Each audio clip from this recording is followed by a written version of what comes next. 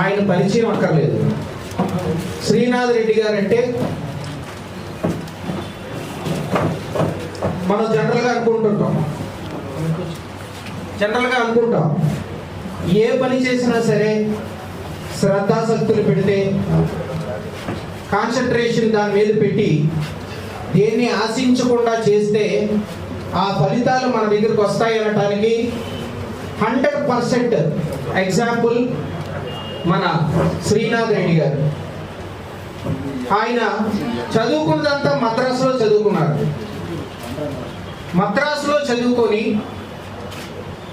ఆయన పుట్టిన ప్రాంతం, నివాస ప్రాంతమైన కడప జర్నలిజం రంగంలోకి ప్రవేశించి తిరుమల తిరుపతి దేవస్థానం వెంకటేశ్వర స్వామి ఆశీస్సులతో ఆయన అంచెలంచెలుగా ఎదుగుతూ ఇండియన్ ఎక్స్ప్రెస్, సాక్షి వంటి ప్రధాన మీడియా సంస్థల్లో పనిచేసి ఎక్కడా కూడా కాంట్రవర్సీలకి అవకాశం ఇవ్వకుండా విధులు విధానాలు దీని మీద కాన్సన్ట్రేషన్ చేసి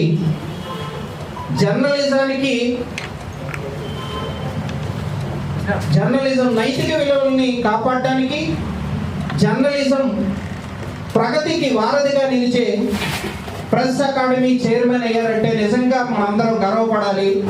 వారిని చూసి మనం చాలా నేర్చుకోవాలి.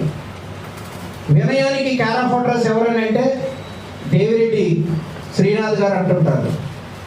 కడప జర్నలిస్టులు అంటే మనకి దుర్గారావు గారికి, శ్రీనిబాబు గారికి మనం రాష్ట్ర స్థాయి క్రికెట్ పోటీలు కండక్ట్ చేసేటప్పుడు మనం చాలాసార్లు రాష్ట్ర వ్యాప్తంగా ఉన్న జర్నలిస్టులు పిలిచేటప్పుడు కడప నుంచి కూడా మనకి జర్నలిస్టులు మన దగ్గరకు వస్తుంటారు. వచ్చినప్పుడు అలా ప్రతిసారి కూడా సార్ని ఆదర్శంగా తీసుకోవాలని చాలా సందర్భాల్లో మనకి వాళ్ళు కూడా చెప్పడం జరిగింది. కడప జర్నలిస్టులు అంటే కార్యసాధనలో ముందుంటారు. జర్నలిస్టు అనే పవర్ని పక్కన పెట్టి మన విధి, మన వృత్తి 10 మందికి ఉపయోగపడాలి, మన వార్త 10 మందికి మేలు చేయాలి అని ఆలోచిస్తే తప్పకుండా మనకి మంచి అవకాశం మరింత సేవ చేయడానికి లభిస్తుంది అనడానికి మన ముందు ఉన్న చాలా చక్కగా వినయంగా కూర్చున్నటువంటి మా శ్రీనాథ్ రెడ్డి గారిని చూసి నేర్చుకోవాలి. విశాఖపట్నానికి రావటం, మన ప్రెస్ క్లబ్కి రావటం నిజంగా గర్వకారణం.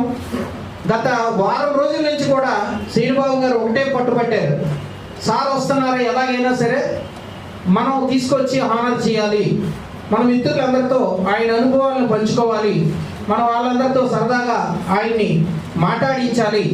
కరోనా నేపథ్యంలో మనం అనేక ఇబ్బందులు, అనేక సమస్యలు పడుతున్న నేపథ్యంలో శ్రీనాథ్ రెడ్డి గారు లాంటి వాళ్ళు మనకి అన్ని విషయాల్లో అండగా ఉండాలని కోరుతూ మరొకసారి మన ఆహ్వానాన్ని మన్నించి ఇక్కడికి సమయం కేటాయించి మన దగ్గరికి వచ్చినందుకు పేరున మనందరి తరఫున ఆయనకి ధన్యవాదాలు తెలియజేస్తూ కార్యక్రమాన్ని నడిపించవలసిందిగా మన అధ్యక్షులు డాక్టర్ శ్రీనిబాబు గారిని కోరుతూ సెలవు తీసుకున్నాం.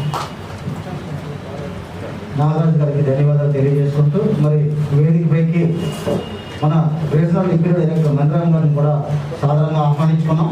మరి జర్నలిస్ట్ మిత్రులందరికీ కూడా మరోసారి స్వాగత సమాజం తెలియజేసుకుంటూ మరి శ్రీనాథ్ గారి కోసం మన నాగరాజు పట్నాయక్ విధులను వివరించారు. సార్ మద్రాసులో స్కూల్ స్టడీస్ పూర్తి చేసిన తర్వాత బీకామ్ ఎస్వి ఆర్ట్స్ కాలేజీలో చదివిన తర్వాత మరి అదే ఎస్వి యూనివర్సిటీలోనే ఎంఏ ఫిలాసఫీ చేశారు.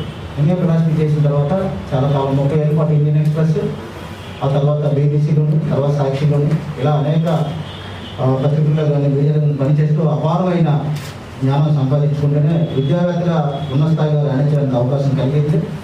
మరి ఉత్తరాంధ్ర పర్యటనకు వస్తున్నటువంటి శ్రీనాథ్ రెడ్డి గారు రాత్రి తెలుసుకుని నేను సార్తో మాట్లాడి, సార్ మీరు వైజాగ్ జర్నలిస్ట్ ఫోరం అనేది అన్ని యూనియన్లు మమేకమై ఉన్న ఒక పెద్ద అట్టి ప్లాట్ఫామ్ సార్. ఇండియాలోనే దాదాపు 1500 మంది జర్నలిస్టులు ప్రత్యక్షంగా పరోక్షంగా ఉన్నారు.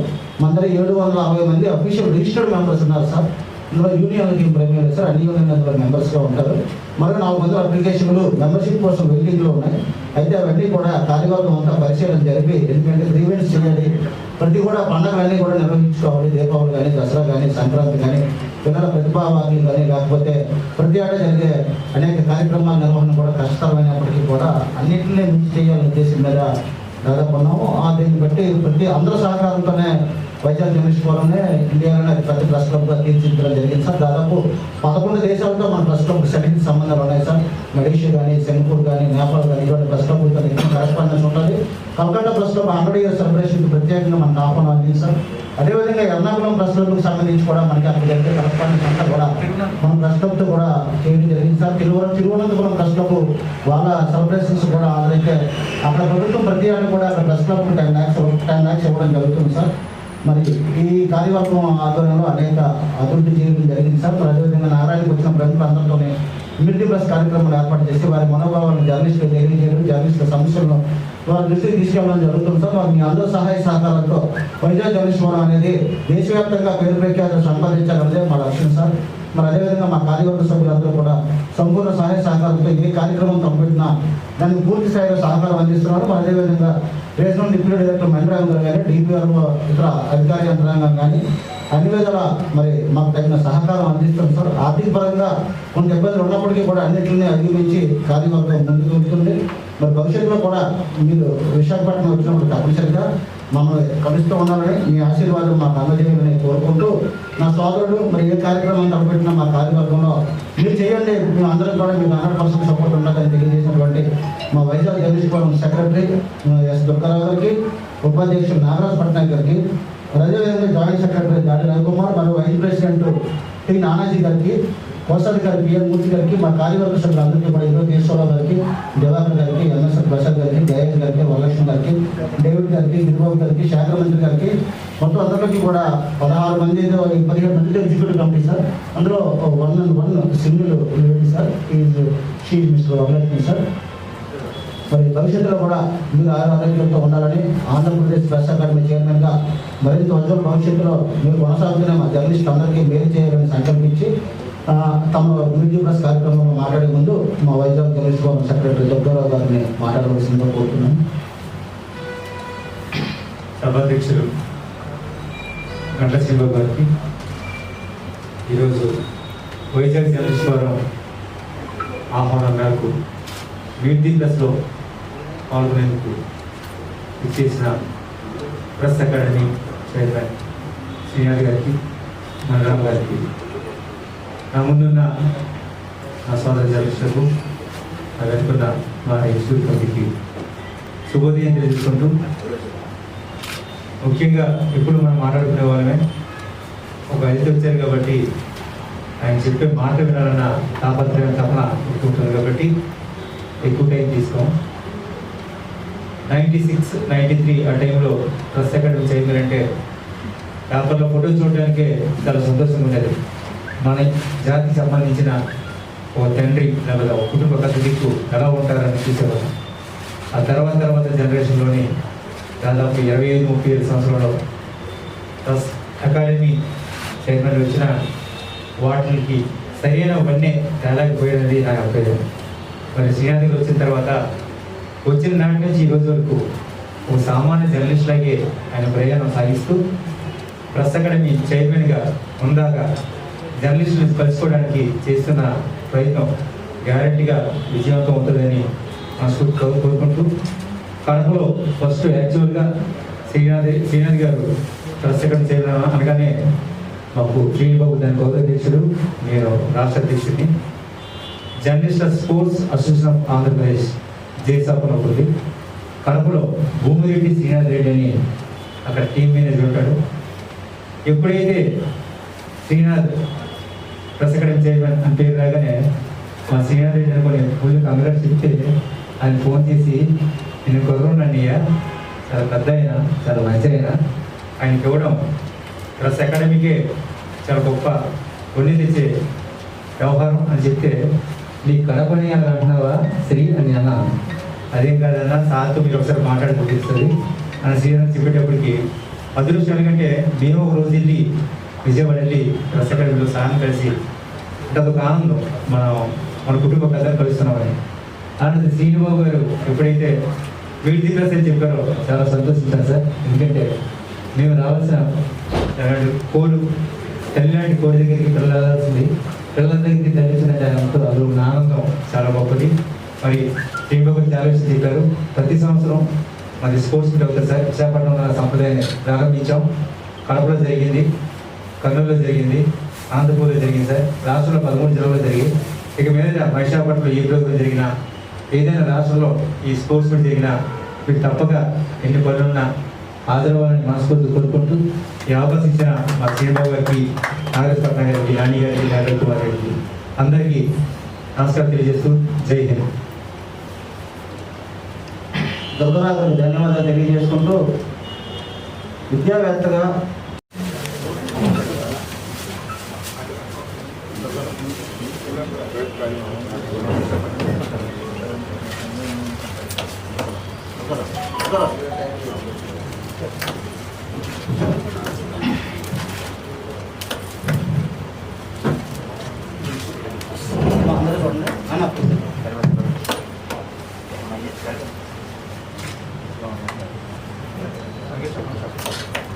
అందరూ చూడండి అందరూ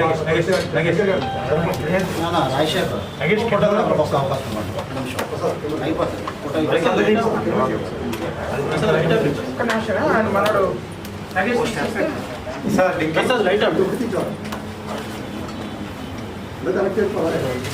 జిల్లాకి రావడం చాలా గొప్ప విషయం. ఎందుకంటే ఆయన చైర్మన్ గారు అయిన తర్వాత విశాఖపట్నం మీద పెట్టినట్టుగానే కనబడుతుంది.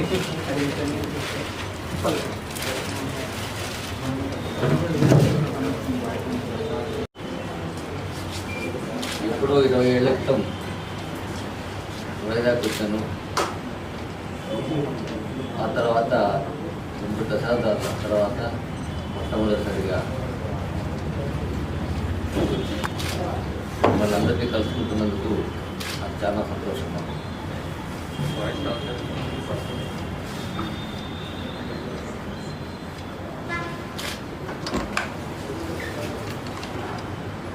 అకాడమీ చైర్మన్గా నేను బాధ్యతలు తీసుకున్నాక మొదట విశాఖపట్నమే రావాలని, మిమ్మల్ని అందరినీ కలుసుకోవాలని అనుకున్నాను. అదే రకంగా ప్రణాళికలు కూడా వేసుకుంటూ ఉన్న టైంలోనే ఈ కోవిడ్ రావడం, లాక్డౌన్ రావడం, ఈ కారణాలను వీటి వల్ల కుదరలేదు. అయినా కూడా కోవిడ్ కారణంగా ప్రత్యక్షంగా కలుసుకోలేకపోతున్నా ఈ జర్నలిస్ట్ ట్రైనింగ్ ప్రోగ్రామ్ ఇవి ఆన్లైన్ ద్వారా చేసుకోవాలనుకున్నప్పుడు మొట్టమొదట విశాఖపట్నాన్ని సెలెక్ట్ చేసుకున్నాను. జూమ్ ద్వారా ఆన్లైన్ ట్రైనింగ్ క్లాసెస్ విశాఖపట్నంలోనే మొట్టమొదటి కార్యక్రమం జరిగింది. నాకు ఎంత సంతోషం అంటే దీన్ని గ్రాండ్ సక్సెస్ చేశారు. అత్యధికంగా పాల్గొన్నారు, విన్నారు. మళ్ళీ ఒకసారి అన్ని జిల్లాలు తిరగాలని, ప్రత్యక్షంగా జర్నలిస్ట్ మిత్రులందరినీ కలుసుకోవాలని, వాళ్ళ కష్ట సుఖాలు తెలుసుకోవాలని అనుకుంటున్నాను. గత 2-3 ఏళ్ళుగా ప్రెస్ అకాడమీ అంత యాక్టివ్గా లేదు. దానికి రకరకాల కారణాలు కావచ్చు, రాష్ట్రం విడిపోవడం కావచ్చు. నేను వచ్చాక దీన్ని యాక్టివేట్ చేసి జర్నలిస్టులందరికీ ఉపయోగపడేలా, వారి నైపుణ్యతను పెంచే దిశగా గట్టిగా ప్రయత్నించాలని, జర్నలిస్టులందరికీ ఉపయోగపడాలని, వారి సంక్షేమం కోసం కూడా పాటుపడాలని ఒక దృఢ సంకల్పంతో ఇప్పుడు అకాడమీ ఉంది.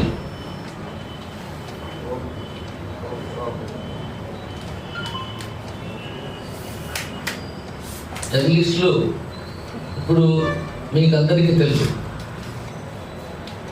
ఈ మారుతున్న కాలమాన పరిస్థితులు, పెరుగుతున్న టెక్నాలజీ, వీటన్నిటిని అందుకోవడం, ముందుకు సాగడం ఒక ఛాలెంజ్గానే ఉంటుంది.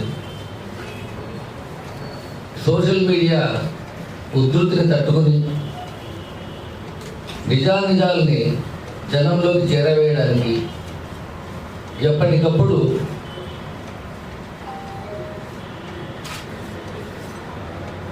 ప్రజల్ని చైతన్యవంతులు చేయడానికి నిర్భయంగా నిష్పాక్షికంగా వార్తలు రాయడానికి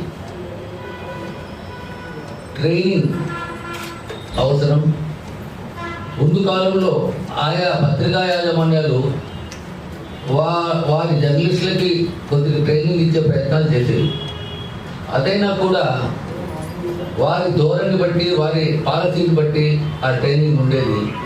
ఒక సంపూర్ణమైన జర్నలిస్ట్గా మారే అవకాశం ఉండేది కాదు.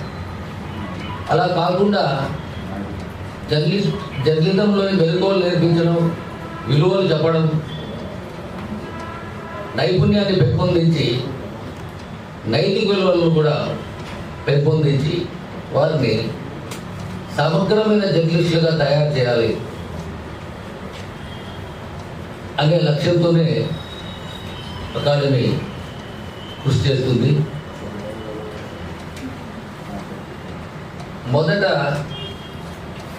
ఇప్పుడున్న పరిస్థితుల్లో గ్రామీణ విలేకరులకు పెద్ద శిక్షణ తీసుకొని పూర్తిగా జర్నలిజం మీద అవగాహనతో పనిచేస్తున్నారని అనుకోవడం చాలా ప్రాంతాల్లో. జర్నలిజం మీద ఏ పెద్ద అవగాహన లేకుండా వృత్తిలోకి రావడం, వార్తలు రాయడం, అది దుష్ఫలితాలకు దారితీస్తూ ఉందా, సత్ఫలితాలు ఇస్తూ ఉందా అని విశ్లేషిస్తే నైపుణ్యత లేకుండా నిజాల నిర్ధారణ జరగకుండానే ఈ ఉరుకుల పరుగుల ప్రయాణంలో నిజాలు నిర్ధారించుకోకుండా సోషల్ మీడియాలో వచ్చిన వాటిని కూడా ఒక న్యూస్ సోర్స్గా తీసుకొని జనానికి చేరవేసే ప్రయత్నాలు జరుగుతున్నాయి. ఇవన్నీ కూడా సమాజం మీద దుష్ఫలితాలు కలిగజేస్తాయని నేను అనుకుంటున్నాను. అందుకే వార్త అంటే ఏంటి, వార్త ఎలా ఉండాలి, ఏ రకంగా ప్రజెంట్ చేయాలి, నిజాల్ని ఏ రకంగా మనం నిర్ధారించుకోవాలి, మనం రాసే వార్త దుష్ఫలితాలు ఇస్తుందా, సమాజం మీద ఎటువంటి ప్రభావం చూపుతుంది అని విశ్లేషించుకొని సరైన వార్తల్ని జనానికి చేరవేసే విధంగా కొన్ని మెలకువలు నేర్పించడానికి అనేక మంది ఉద్యోగులు, నిపుణులు, అనుభవం గల జర్నలిస్టులతో క్లాసులు నేర్పించి ఆ క్లాసుల ద్వారా వారిని చైతన్యపరిచే ప్రయత్నం జరుగుతూ ఉంది. జర్నలిస్టులందరూ ఈ క్లాసెస్ అటెండ్ కావాలని, నిపుణులు, నిష్ణాతులైన జర్నలిస్టులు ఇచ్చే సలహాలు, సూచనలు స్వీకరించాలని, తమ నైపుణ్యాన్ని మరింత మెరుగుపరుచుకోగలరని నేను ఆశిస్తున్నాను. నేను జర్నలిస్ట్ నుంచి వచ్చిన వాడిని. నా జీవితంలో 3/4 భాగం జర్నలిజంలోనే జరిగింది. కానీ నేను జర్నలిజంలో అడుగుపెట్టిన రోజు నుంచి ఇప్పటి వరకు ఈ పరిస్థితులు చూస్తూ వస్తే అప్పటికంటే ఇప్పటి పరిస్థితుల్లో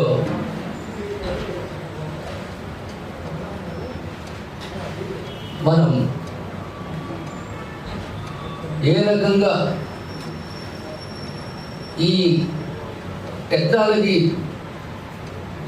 చేస్తున్న దాడి నుంచి కాపాడుకుంటూ నిమిషానికి వచ్చే వార్తలు ఎంతవరకు నిజమైనవి, ఏ అసంబద్ధమైనవి తెలుసుకుంటూ వాటి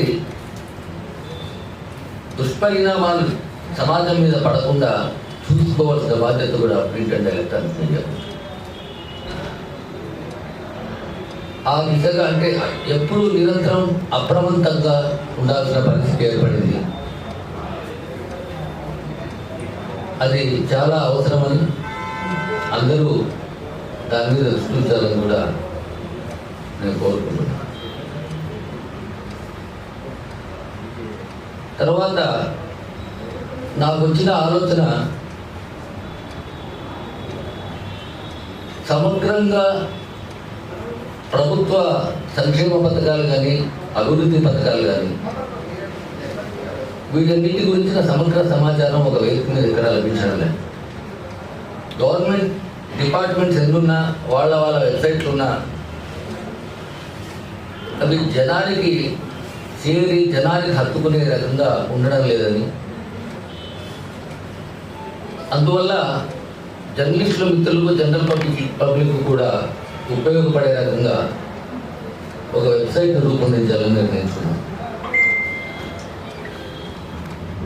ఆ వివిధ ప్రాంతాలలో ఉన్న అవసరాలు, అక్కడున్న సమస్యలతో పాటు వివిధ డిపార్ట్మెంట్లో చేపడుతున్న సంక్షేమ పథకాలు, వాటిలో ఉన్న సబ్సిడీలు, అర్హత, ఎవరెవరు అర్హులు, ఈ విషయాలన్నింటినీ కూడా అన్ని రకాల పథకాల గురించి, అభివృద్ధి పథకాల గురించి, సంక్షేమ పథకాల గురించి జనానికి చేరవేయడానికి ఒక వెబ్సైట్ తీసుకుని రావడం, దాంట్లో ప్రజలకు అర్థమయ్యేట్టుగా సరళమైన భాషలో వివరణాత్మకంగా, విశ్లేషణాత్మకంగా అన్ని అంశాలు పొందుపరుస్తూ తీసుకురావాలని ఉద్దేశం. కానీ వెబ్సైట్లు చూసే అలవాటు సామాన్య ప్రజానీకానికి ఇంకా అంత అందుబాటులో ఉండదు. అందువల్ల మన గ్రామీణ విలేకరులకు ఇది ఎంతో యూస్ఫుల్గా ఉంటుంది, ఇది ఒక సోర్స్ లాగా ఉంటుంది అనే ఉద్దేశంతో జర్నలిస్టులు ఉపయోగపడే అన్ని కోణాల నుంచి అన్ని రకాల వార్తలను సమీకరించి విషయాలన్నింటినీ ఒక చోట ఉంచి ఉపయోగపడేలాగా దాన్ని రూపుదిద్దుతాం. దీన్ని నడిపేది కూడా జర్నలిస్టులే. దాంట్లో కంటెంట్ అంతా కూడా జర్నలిస్ట్ నుంచే వస్తుంది. ప్రభుత్వ సమాచారం నుంచి వివరాలు సేకరించి వాటిని అందరికీ అర్థమయ్యేలాగా జర్నలిస్టిక్ లాంగ్వేజ్ వద్దామని అనుకుంటున్నా. ఆ ప్రయత్నమే చేస్తున్నా. ఈ అవకాశాన్ని గ్రామీణ విలేకరులు అందరూ కూడా సద్వినియోగం చేసుకొని తమకు కావలసిన సమాచారాన్ని అకాడమీ వెబ్సైట్ నుంచి తీసుకొని ప్రజలకు ఉపయోగపడే అంశాలను ప్రజలకు చేరవేస్తారని నేను ఆశిస్తున్నాను. ఇకపోతే జర్నలిస్టులకు ఉపయోగపడే అంశాలన్నిటి మీద చిన్న చిన్న పుస్తకాలు మేము ప్రింట్ చేసాం. నేను జిల్లాలలో ట్రైనింగ్ ప్రోగ్రామ్స్ పెట్టినప్పుడు అందరికీ డిస్ట్రిబ్యూట్ చేయాలని అనుకున్నాం. కానీ ఫిజికల్గా మీటింగులు పెట్టుకోవడానికి వీలు కావడం లేదు కాబట్టి వాటి డిస్ట్రిబ్యూషన్ జరగల. కానీ ఇక మీదట కూడా ఈ కరోనా ఉధృతి కాస్త తగ్గాక ప్రతి జిల్లాలోనూ ప్రత్యక్షంగా నేను, నాతో పాటు నిపుణులైన నైపుణ్యత మీద బోధన చేయగల జర్నలిస్టులతో కూడా కలిపి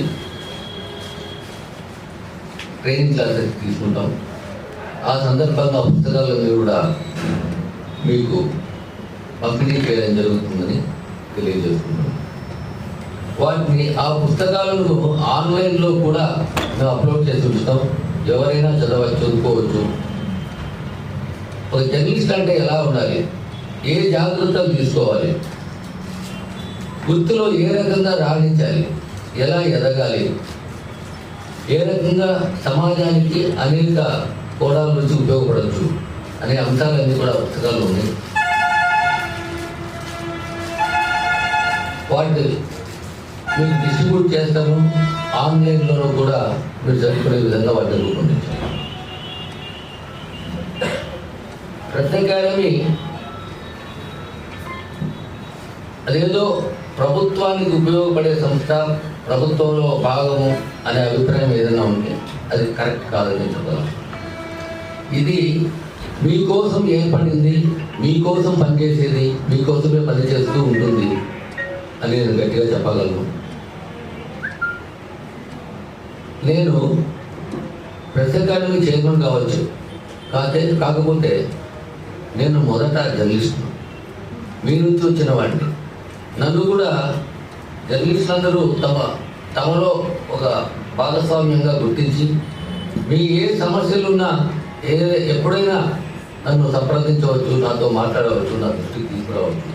నేను వాటిని పరిష్కరించడానికి, మీకు ఉపయోగపడడానికి నేను ఎప్పటికీ సంసిద్ధత ఉంటానని మీకు తెలియజేస్తున్నాను. నాకు ఇక్కడ ఈ ప్రెస్ క్లబ్ చూశాక, మీతో మాట్లాడాక నాకు ఎంత సంతోషంగా ఉంది అంటే, జర్నలిస్టుల కోసం మీరు చేస్తున్న పని, మీరు చేస్తున్న కార్యక్రమాలు ఇవన్నీ తెలుసుకున్నా. యూనియన్ అఫిలియేషన్స్తో సంబంధం లేకుండా అందరినీ ఒక చోట కలిపి మీరందరూ ఇంత సక్సెస్ఫుల్గా మీ కార్యక్రమాలు నెరవేరుతున్నందుకు మీకు అభినందిస్తున్నాను మిమ్మల్ని.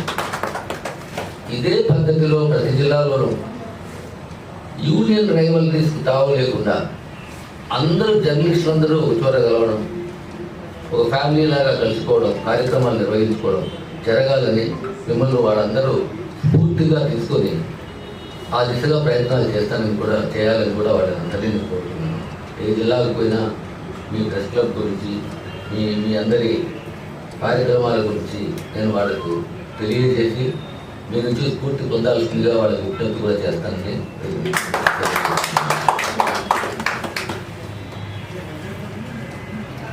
చూస్తే నేను 2-3 విషయాలు గట్టిగా చెప్పగలను. మనందరం జర్నలిస్టులం, బేసిక్గా మనందరము జర్నలిస్టులం. మన రక్తంలో జర్నలిజంలో ప్రవహిస్తూ ఉంది అని అనుకుంటున్నాను. ఎందుకంటే కానీ ఇన్ని ఛాలెంజెస్ జర్నలిస్టులు ఎదుర్కొంటున్నప్పుడు, ఎన్నో కష్ట నష్టాలు ఎదుర్కొంటూ మన పని మనం చేసుకుంటూ పోతున్నప్పుడు,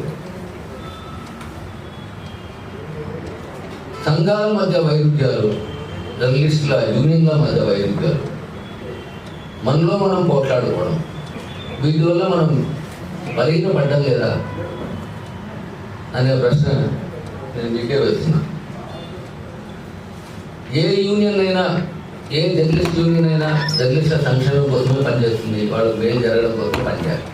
కానీ మన వైరుధ్యాల వల్ల, మనలో మనం పోట్లాడుకోవడం వల్ల ఏమవుతుంది,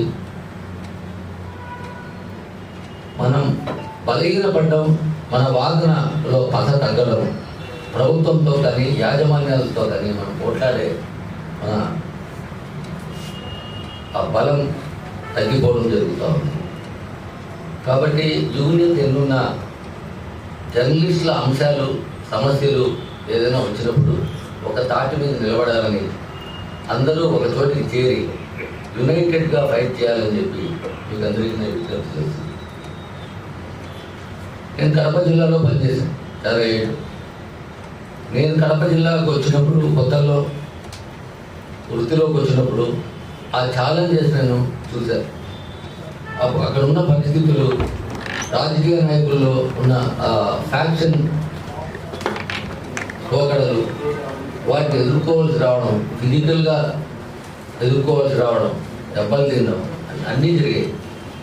ఆ రోజు మమ్మల్ని మేము ఎలా కాపాడుకోగలిగామంటే, అందరము ఒక్కటి కావడం, జర్నలిస్టులు అందరము ఏకదాటి మీద నిలబడి, ఎవరి మీద ఏ యూనియన్కి చెందినా, ఎవరైనా ఏ పత్రికకి చెందిన వాళ్ళ మీద అటాక్ జరిగినా లేకపోతే ఏం జరిగినా కూడా అందరం ఏకం కావడం వల్లనే ఆ రోజు సక్సెస్ఫుల్గా మేము ఎదుర్కోగలిగాం, నిలబడగలిగాం. ఆ పరిస్థితి అన్ని ప్రాంతాల్లో లేకపోవచ్చు, కానీ మనలో ఐక్యత ఉంటే ఏ శక్తులు మనము నిలబడించలేవని నేను గట్టిగా మీకు చెప్పగలుగుతాను. అది నా అనుభవం. ఇంకొక విషయం నేను చెప్పదలుచుకున్నది, ఈ వేదిక మీద నుంచి నేను ముఖ్యమంత్రి గారితో మాట్లాడినప్పుడు ఆయన్ను జర్నలిస్టుల కోసం వారి కష్టాన్ని ప్రభుత్వం గుర్తించి వారున్న సమస్యలు పరిష్కరించి వారికి ఏమైనా మంచి జరగాలని చేయడానికి మనం ఏమైనా పథకాలు పెట్టాలని నేను సూచించినప్పుడు ఆయన ఒక మాట అన్నారు.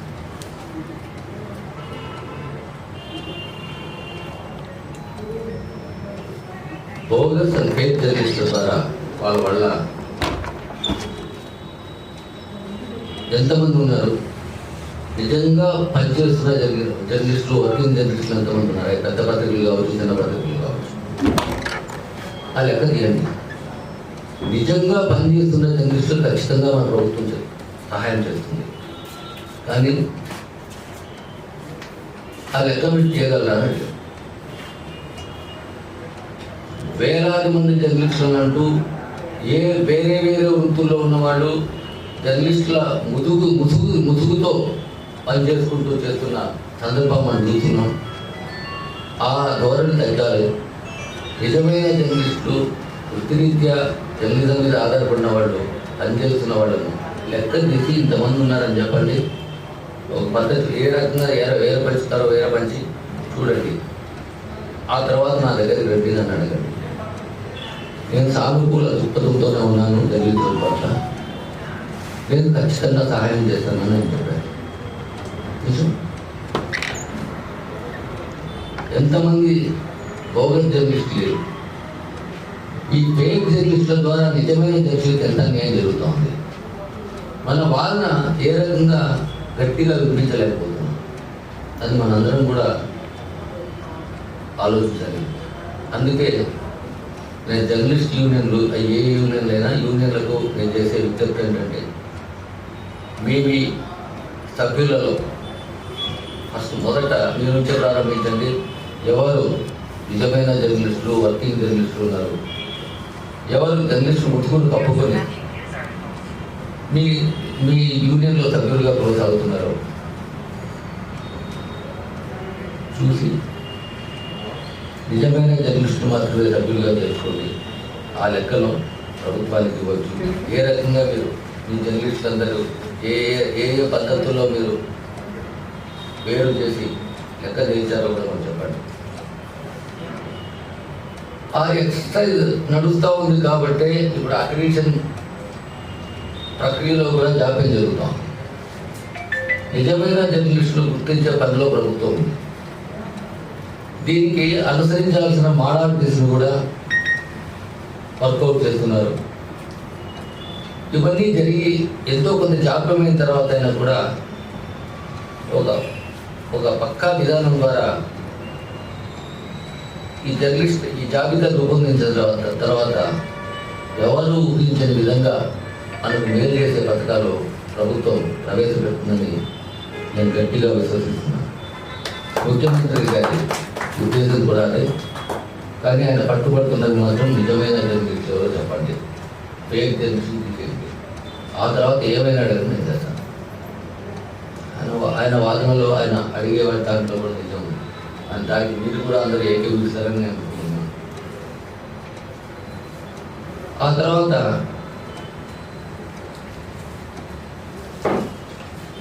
ఏ సమస్య అయినా, ఏ ప్రాంతం సమస్య అయినా, ఎక్కడి నుంచైనా సరే నేను జర్నలిస్టుల వైపే నిలిచి పోరాడతాను.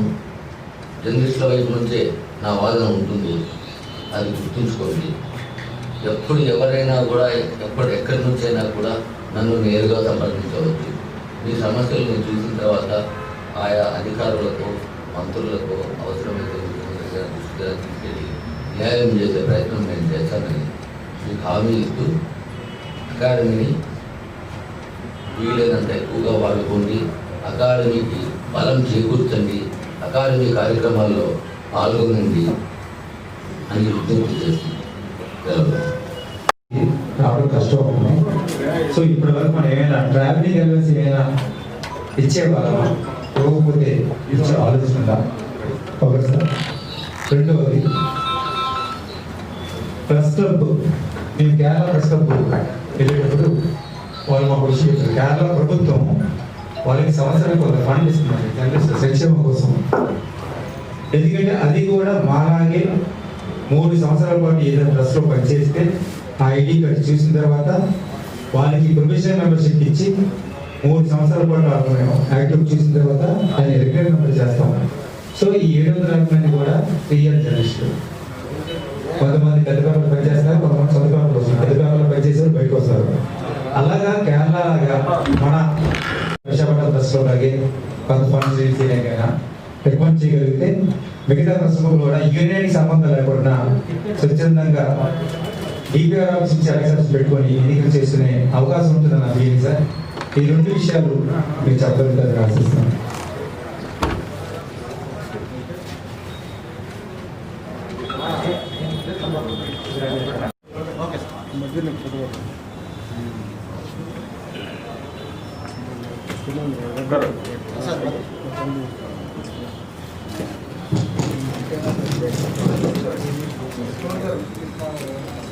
గౌడ్ గారు మంచి సేవలు అందించారు కరోనాలోని. భవిష్యత్తులో కూడా వారి సేవలు అదేవిధంగా కొనసాగించారని సమాచార పౌర సంబంధాల శాఖ అధికారులందరినీ కూడా పేరు పేరున వారికి వైజాగ్ జర్నలిస్ట్ ఫోరం తరపున ధన్యవాదాలు తెలియజేసుకుంటూ ప్రెస్ అకాడమీ చైర్మన్ గారిని మనందరి ఏడాది పొడవునా జరిగే కార్యక్రమాలను మనం క్యాలెండర్ రూపంలో ముద్రిస్తాం. దాని ప్రెస్ అకాడమీ చైర్మన్ గారు కూడా స్వీకరిస్తారని కోరుకుంటున్నాం. ఫోటో సార్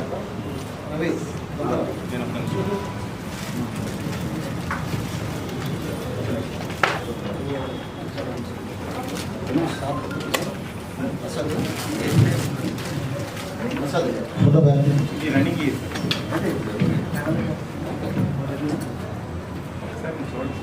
జాయిన్ అయిందే వైజాగ్ డిపిఆర్ ఆఫీస్లోనండి, ఏపీఆర్ఓగా 96 అక్టోబర్లో.